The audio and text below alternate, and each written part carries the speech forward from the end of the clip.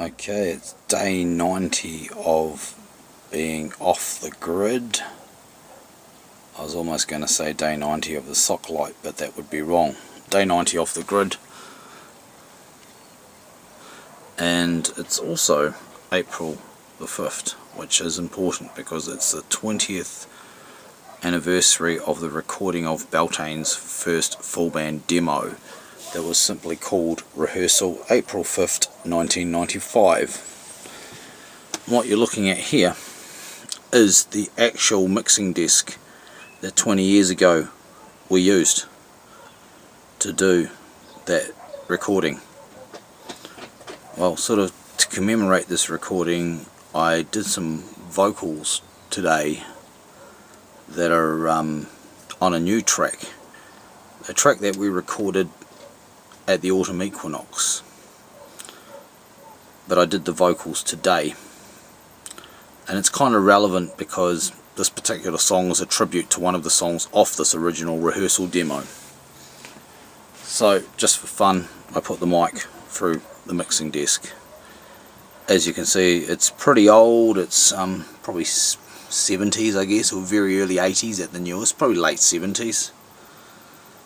It's made in New Zealand by, down there, Lewis LeGros. I really do need to do some restoration work on it because it's a bit like an old traction engine. You know, it still goes, but it could do with a fair amount of tidying up and scratchy pots replaced and all that sort of thing. But, you know, get around to it. Look, it's even got a serial number etched in there with a engraver, and it's not completely retired. I've actually dragged it out for the last 2 years to do the sound system for the Shannon Super Cheap Auto Spectacular Car Show. Should actually put up the video of the setup I use for that, but I've been using this disc, so it's far from retired, but it should be. But today I used it anyway, you know, and April the 5th for me is a kind of a special day because that Beltane recording back then was a special recording, and I remember it like yesterday.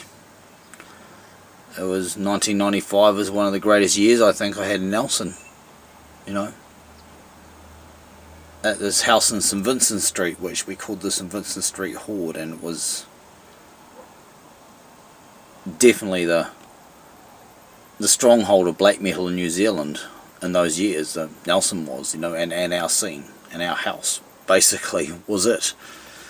There were a few bits and pieces scattered for around, but everyone else was into grindcore. So I mean, if you hear anyone else trying to deny these claims, they're talking BS, because it was the Nelson metal scene that really embraced the black metal in its sort of current time in the mid-90s.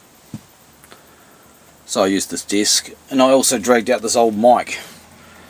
It's actually an Oi,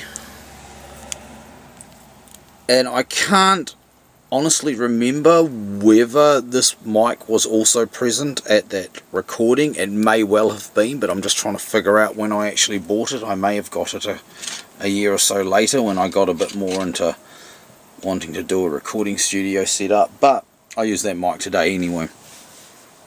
It's a fairly old one, from back in the 90s anyway, so, but it may have been used in April 5th, 1995. I had a few issues plugging the disc into my newer gear here, and I used this transformer box, which is just a simple balanced to unbalanced transformer box, but I was having some problems with hum and lifting earths, making earths and stuff. Didn't really seem to solve it. The earthing situation is probably a bit of a mess in here in this truck that I use in my recording studio.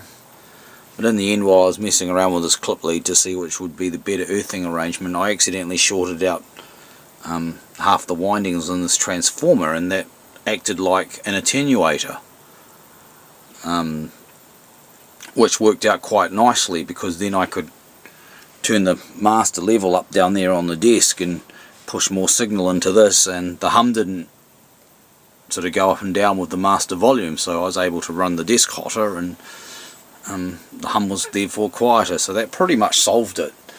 I don't think I'll really have to worry about editing it out digitally on the final song. So that's pretty much what I did today on day 90. As you can see, the day's sort of sunny now and we're getting towards the end of the day. It was the end of daylight savings last night, about the time of the eclipses would happen, but that's coincidental. So of course we lose an hour from solar panel charging now. We don't get to save that hour of sunlight. I'm kidding, of course.